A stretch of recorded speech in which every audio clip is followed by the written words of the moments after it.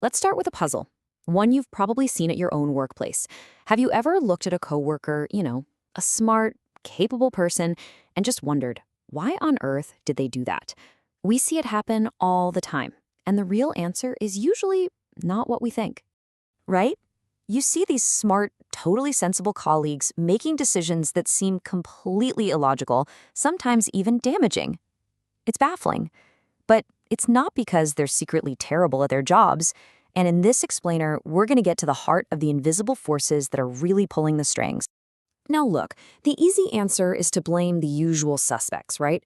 Greed, massive bonuses, maybe just bad behavior. But the truth is actually a little more awkward, and frankly, a lot more interesting than that. It's not about bad people.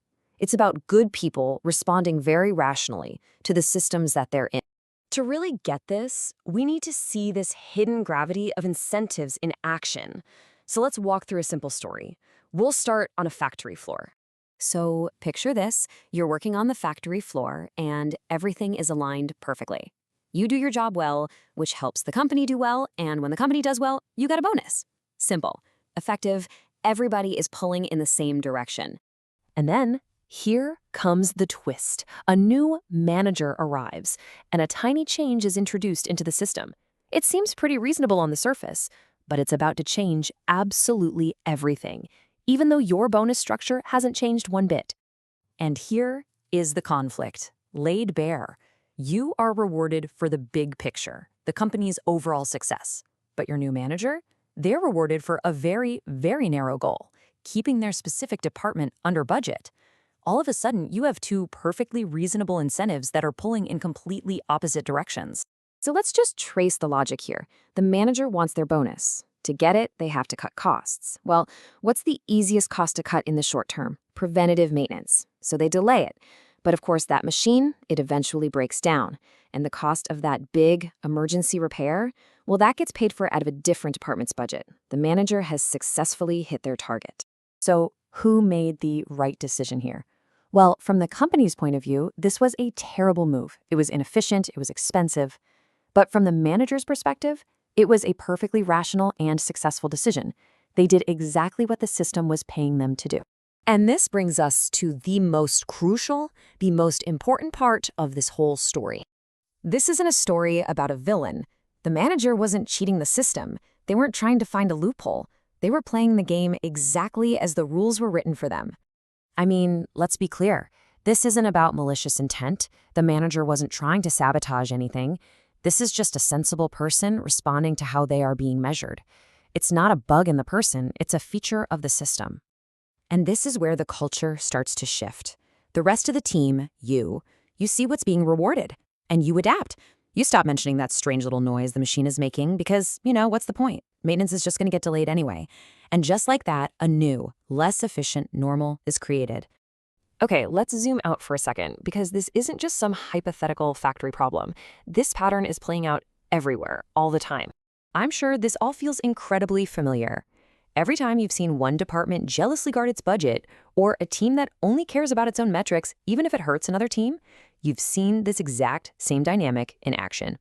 It looks weird from the outside, but makes perfect sense from the inside. And this is the obvious question, isn't it?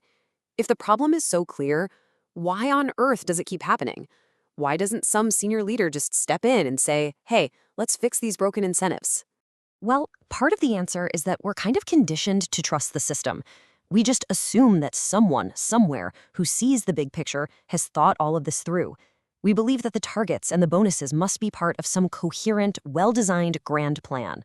But the reality inside most big organizations is just, well, it's way messier than that. The incentives for one department are designed in a silo over here, while the targets for another team are set in a completely different silo over there. Each individual piece looks sensible on its own, but nobody is looking at the whole puzzle and seeing how these pieces are actually pulling against each other in the real world. And we have to remember, it's not just about money, not by a long shot. Incentives come in all kinds of flavors. The desire for a promotion, the need to protect your professional reputation, or even just the basic, powerful fear of being blamed for something. These can be way more powerful drivers of behavior than any cash bonus. This cycle really explains why the problem is so tough to kill.